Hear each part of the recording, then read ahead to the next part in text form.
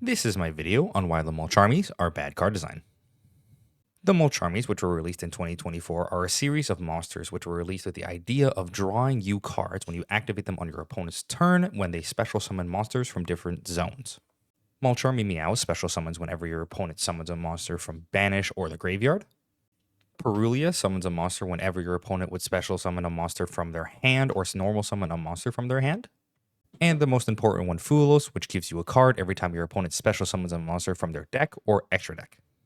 These cards were all printed after the banning of Maxx C in the TCG, even though it's still legal online and in the OCG. These cards sort of serve as a function to solve the problems that are present with Maxx C. Notably, Maxx C draws you a card whenever your opponent special summons a monster from anywhere, so all of these cards already have that restriction, but they also have additional restrictions where they cannot be activated if you control any cards, and they also only give you up to a maximum of 6 cards, in addition to the number of monsters and cards your opponent has in play at the end of their turn. And whilst it seems like they sidestepped a lot of the different problems with Maxx C on these Mulcharmy cards, I'm here to talk about the reason why they are still horribly designed and a card that really doesn't belong in the game. Now, obviously, they're better designed than Maxx C. I don't think anyone would argue that Maxx C obviously needs to get banned in Master Duel and is a card that is definitely ruining the game of Yu-Gi-Oh! Anytime it is legal. Cards like Maxx C and Vanity's Emptiness here cause tons of non-games because of their power not only on the play, but also on the draw. If you have a card like Maxx C in your opening hand, you can use it against your opponent to stop them from playing on their turn, but you can also use it if you are going first to help stop your opponent from breaking your board by disincentivizing them from special summoning, very similar to the banned card Vanity's Emptiness. The Mulcharmys intelligently don't let you activate them if you already have a board, meaning that you can't lock your opponent out after you've already set up, and they also are not catch-alls, meaning that they don't stop literally any type of deck that wants to special summon, i.e. every single deck in Yu-Gi-Oh!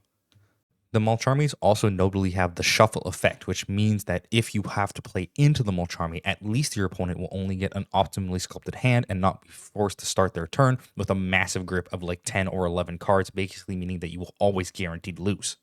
Not to mention that much like Maxx C, these cards are still very beatable and have lots of hard counters like Ash or Droll that you can use against them to stop your opponent from getting a huge card advantage on you when you activate your Charmy's effects. But just because all of these different things that avoid the Maxx C problem are present doesn't mean that Mulcharmys don't do still the core thing that is the issue, which is that they still draw a lot of cards on your opponent's turn.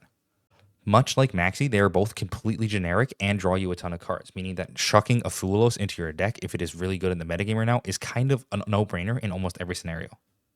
A card like Triple's Tactics Talent both draws you a good amount of cards and also has many other options that you can use it for. It has a similar number of restrictions to the Mulcharmy, meaning that it is not very good if you are on the play, similar to how Mulcharmys are only good if you're on the draw. Triple Tactics Talent is only really usable half the time, and the card still sees way less play, even though it is generic, because the amount of draw power that the Mulcharmys give you is so much higher.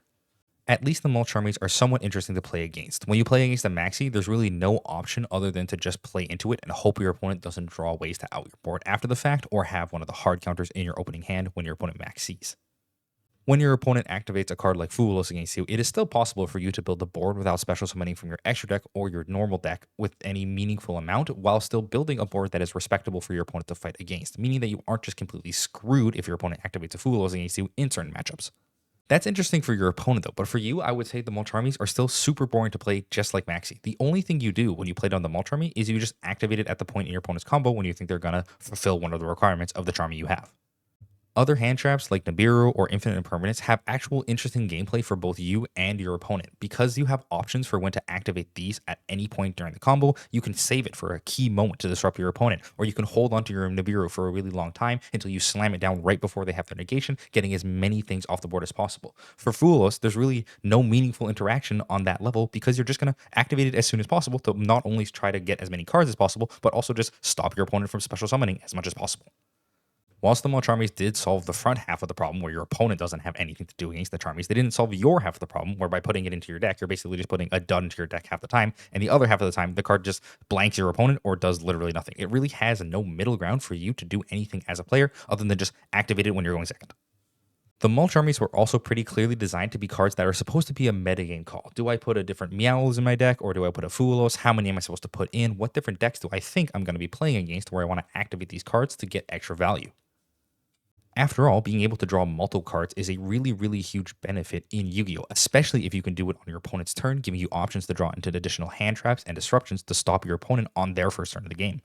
But thanks to most link monsters and almost every strategy being focused on special summoning monsters from the extra deck, which is the only way you can get monsters out of your extra deck that are key to your archetype, it is pretty dominant to have Fulos in literally every single deck that is present in the TCG, OCG, and online metagames.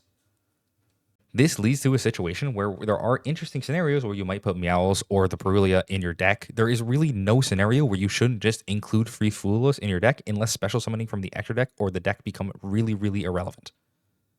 This leads to Fulos still causing the basic Maxx C feelings when it is activated against you from your opponent. A card that is activated that shuts down a significant portion of your strategy that you really can't do very much about unless you have a hard counter in your hand at the time of activation.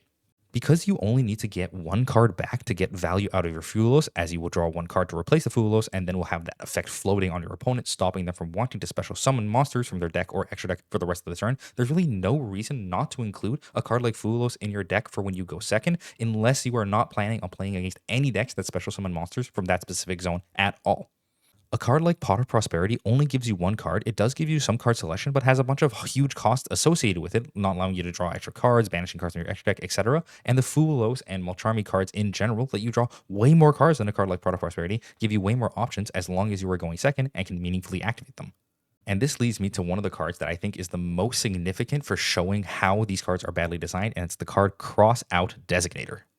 Crossout Designator is used when your opponent activates a card that is already in your deck. You can banish the card from your deck to stop your opponent from using the card that they've activated. It's currently legal at 1 in all the formats, meaning it is meaningfully restricted because a lot of decks would want to play multiple copies of this card.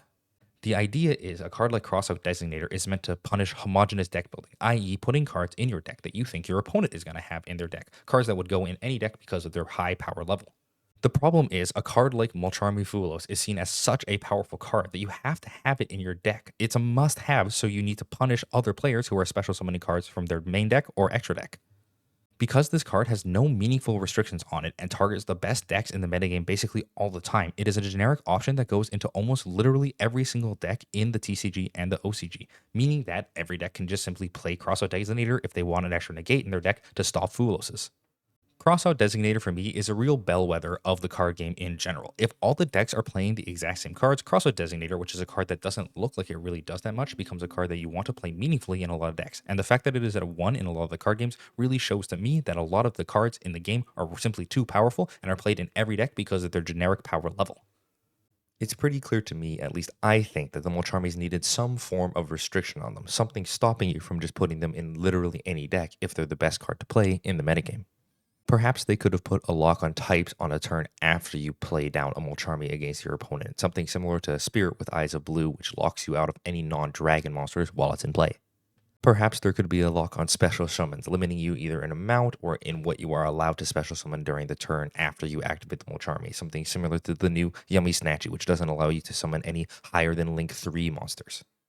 Basically, I think this is true for most cards in Yu-Gi-Oh, but there has to be something involved that makes it not just a free roll in your deck if it's super powerful, especially a card that doesn't have any other overlying effects like the Mulcharmys, which are easily playable in any single deck. A little aside here, this is sometimes called the Queen's problem, which is the idea that if you were playing chess and were allowed to pick all the pieces, what would be the reason for you to not literally have all of your pieces be replaced by the most powerful piece, the Queen? By having super powerful, generically enabled cards, they fall into one of two categories. A card that you will have to absolutely play in the metagame because it is generic and can fit into any deck easily, unless that deck has some sort of specific restriction stopping you from doing something like activating monster abilities on your opponent's turn, or they will simply be unplayable and not be thought about at all because they are so generic that they become too weak to see play in the game. Konami, in removing Maxx C and trying to make a new card to fill its slot, has ended up right back at Maxx C again. If you have a card that is seeing 3 of play in every single deck, is mandatory to use, and is simply doing the same thing, drawing cards on your opponent's turn when they special summon, it doesn't really feel like you've done anything other than nerf Maxx C a little bit to be less powerful, rather than actually ban it outright and implement new ways to play the game that aren't so powerful. I feel in general, Yu-Gi-Oh should try to explore new design space, a space where you don't have to put a 3 of card into your deck, every single time, that is super powerful, mandatory to play, and something that you can absolutely expect to cross out Designator if you want. So how would you guys go about fixing the Mulcharmys? Maybe you can let me know down in the comments below. There's a lot of options for different things they could have done to the cards to make them less playable, less universal, and more powerful in a way that is more interesting. While you're leaving a comment down there, make sure you like and subscribe so you can see more videos of mine coming out every single week. Thanks for watching the video, and I'll see you all in the next one.